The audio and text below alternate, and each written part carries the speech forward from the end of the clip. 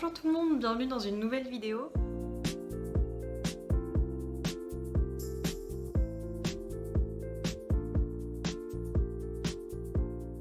Aujourd'hui, je vais vous présenter mes carnets de lecture, du coup, le 2021, 2022, 2023 et 2024. Et pour celui de 2024, on va faire une chronique ensemble. Je vais l'écrire avec vous et je vais vous commenter un petit peu ce que je fais. J'ai commencé un carnet de lecture en fin 2021 et j'ai pas arrêté depuis parce que j'ai vraiment beaucoup aimé. Ceux que j'utilise, c'est les Leuchtturm 1917. Du coup, je vous l'écrirai toujours à l'écran puisque je détruis à chaque fois la prononciation. Je vais passer la caméra sur la table pour que vous puissiez voir un petit peu tout ça et que je vous explique un peu comment je fais, qu'est-ce que j'aime écrire dedans, et voilà. J'ai commencé avec ce carnet-là, donc là j'ai rajouté carnet de lecture 2021-2022. Il y a une tache d'encre, je ne sais pas d'où elle vient. Du coup, ici on avait mon challenge Goodreads qui à l'époque était de 15 livres. J'ai pété les scores puisque j'ai eu une année à 50 livres, donc ce qui était énorme pour moi puisque je me remettais tout juste à la lecture. Oups.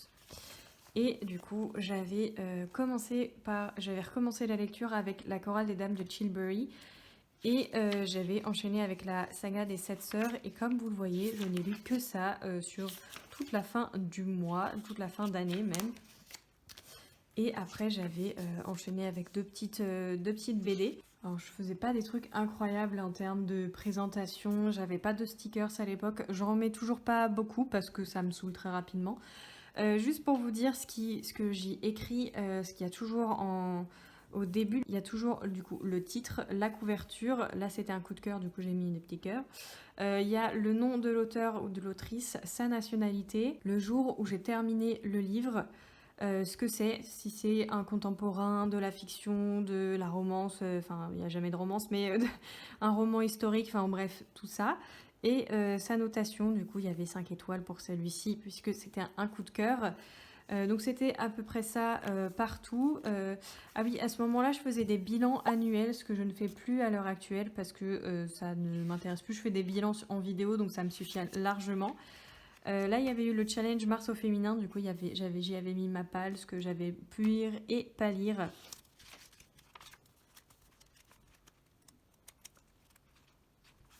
Voilà, c'était à peu près ça partout. Et en décembre, comme vous le voyez, j'ai eu des petits stickers à un moment donné, donc je les avais notés ici. J'y avais fait mes statistiques ici, du coup, le livre le plus court, le livre le plus long.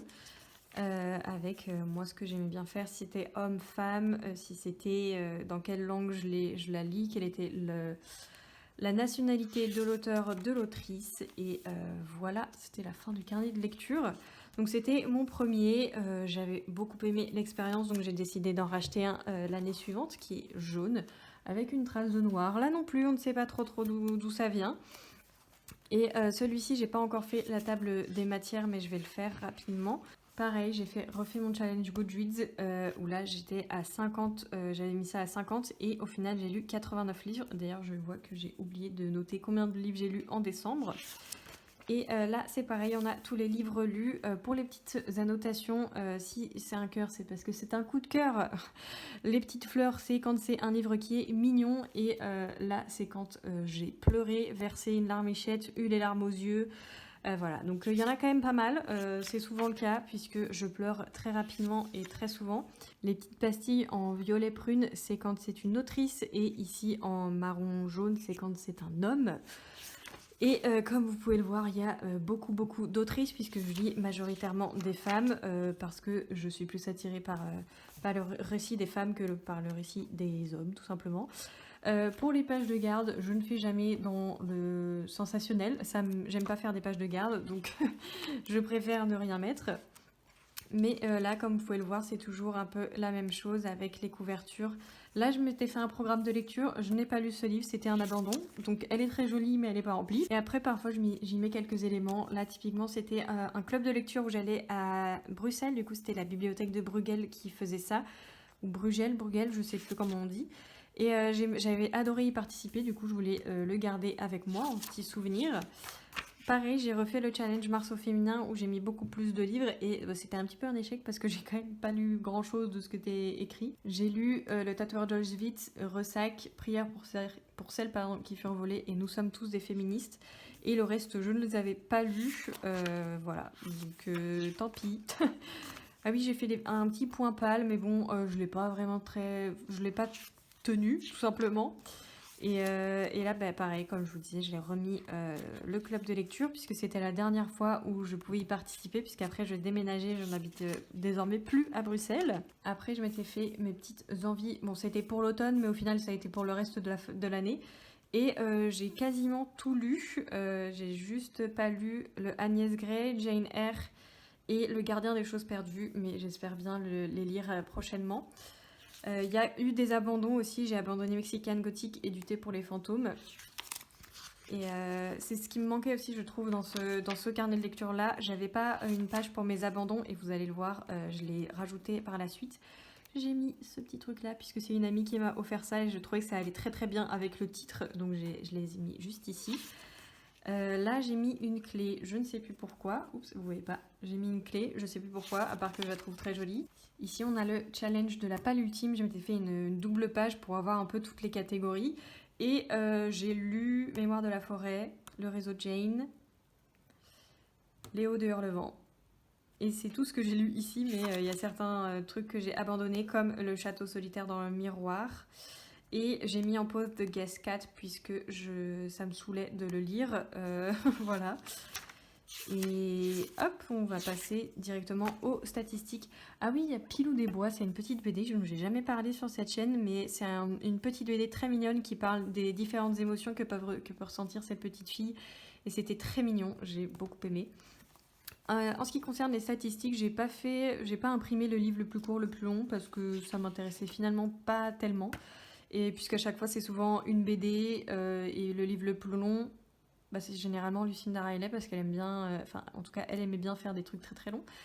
Du coup là j'ai juste remis pareil le ratio homme-femme, du coup 48 femmes, 22 hommes.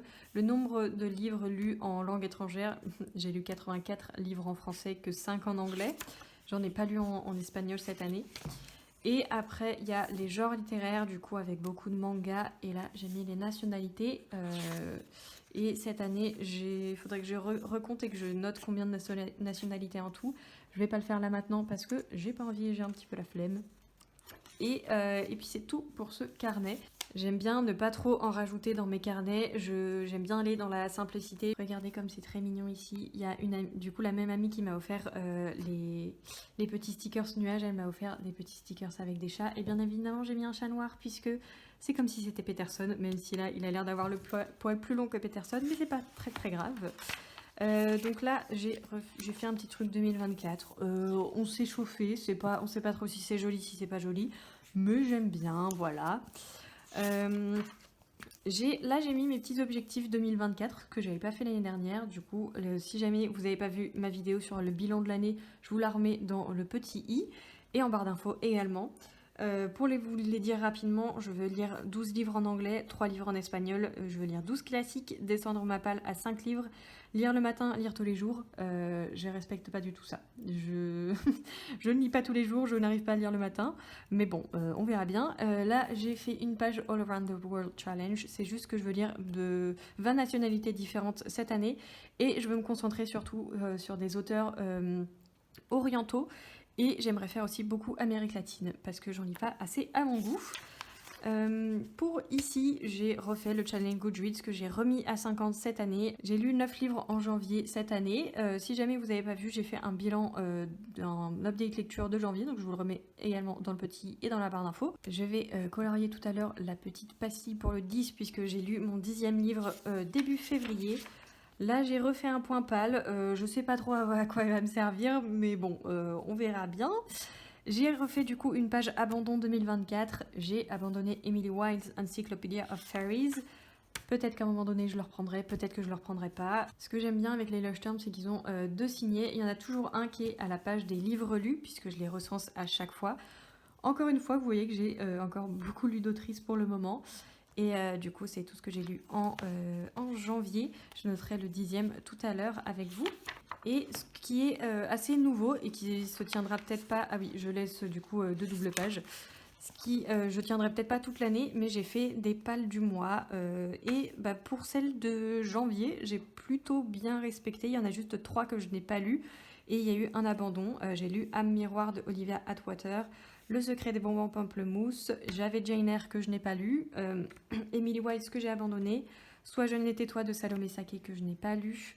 La maison au sortilège, je l'ai repoussé puisque je n'ai pas pu le lire vu qu'il était emprunté à la bibliothèque. J'ai lu le premier livre de Monte Cristo et j'ai pas lu Agnès Gray. Et après, on a du coup mes pages. Donc souvent, j'écris en noir, mais là, j'avais décidé d'écrire en bleu parce que ça allait bien avec les couvertures. J'ai mis un petit sticker de ciseaux parce que ça va bien avec le livre et il y a un rapport avec les ciseaux. Parfois, je fais 2 avis en une seule page parce que j'ai pas grand chose à dire. Typiquement, le Loup Sonata, à part dire que j'aime et que je trouve que c'est génial et que j'ai hâte de la suite, j'ai pas grand chose à dire. Frida Kahlo, c'était pareil. Twisted Love, ah oui, si jamais il y a peut-être potentiellement des spoilers de temps en temps, donc lisez pas forcément si vous voulez pas être spoilé. Comme vous le voyez, j'ai pas aimé, j'ai trouvé ça horrible et je vous en ai parlé d'ailleurs dans mon bilan de janvier. Après, il y a Galatée, le comte de Monte Cristo. Parfois aussi, j'essaie de reprendre La police de temps en temps. Ça fonctionne de temps en temps. Parfois, c'est pas bien, parfois, c'est bien.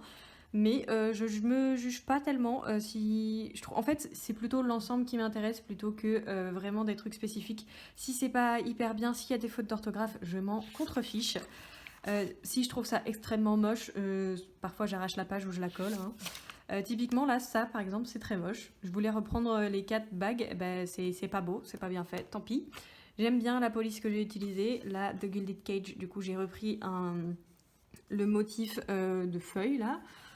Ouais, c'est bien fait, c'est pas bien fait, c'est pas très important. Comme vous voyez, je trouve que la romance est trop pipou. Ne le lisez pas puisque c'est un tome 2, un tome 3, il y a des spoilers partout. Donc ne le lisez pas. Et enfin, on passe au mois de février qui est très rose, très Saint-Valentin, alors que je ne fais pas la Saint-Valentin. Mais bon, voilà. Du coup, dans ma palle de ce mois-ci, il y a Le Comte de Monte Cristo, le livre numéro 2, Betty de Tiffany McDaniel, Jane Eyre de Charlotte Brontë, Agnès Gray, La maison au sortilège, Le livre des reines de Jumada Haddad, El amante japonaise de Isabel Allende et le tome 1 de Harry Potter en anglais. Et je pense que je vais pouvoir le rayer ou le lire, le mettre dans une autre pile à lire puisque je ne peux plus le lire vu qu'il est emprunté et ne le lire qu'en audio, j'ai du mal à me concentrer donc je pense que je vais juste le repousser et tant pis.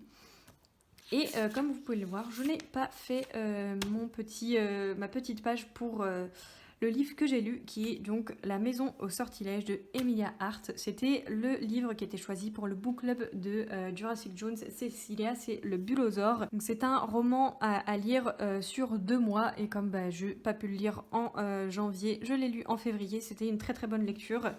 J'ai préparé des petites choses que je voulais mettre. J'ai pu du coup imprimer la couverture que je trouve très très belle en français. J'aime vraiment beaucoup. Bon, faites pas attention à je me ronge les peaux, hein, voilà, on dira rien. Après j'avais ces petites choses, je les ai trouvées sur Etsy. Je pourrais pas vous les remettre parce que je ne sais plus du tout d'où je les avais achetées. Mais je trouve que ça va bien avec la vibe du livre et j'ai envie d'utiliser ça. C'est des petits trucs, je sais plus trop où est-ce que je les avais eus, mais c'est...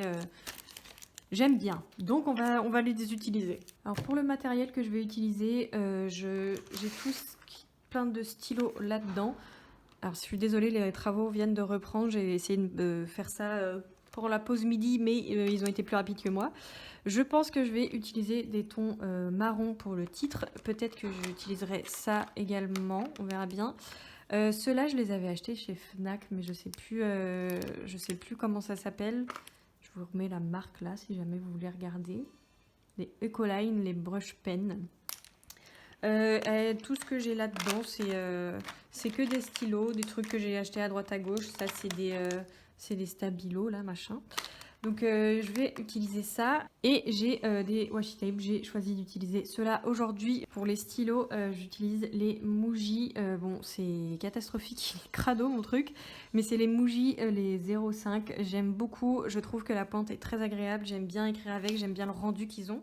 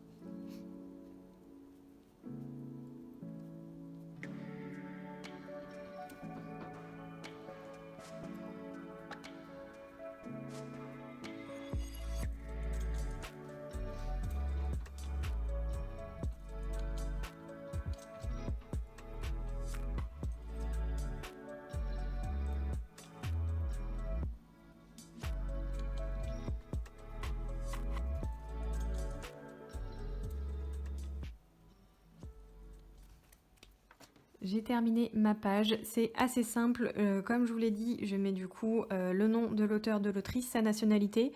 J'ai vu qu'après elle était australienne également, donc je le rajouterai peut-être après. Quel genre littéraire, du coup ici c'était de la fiction historique.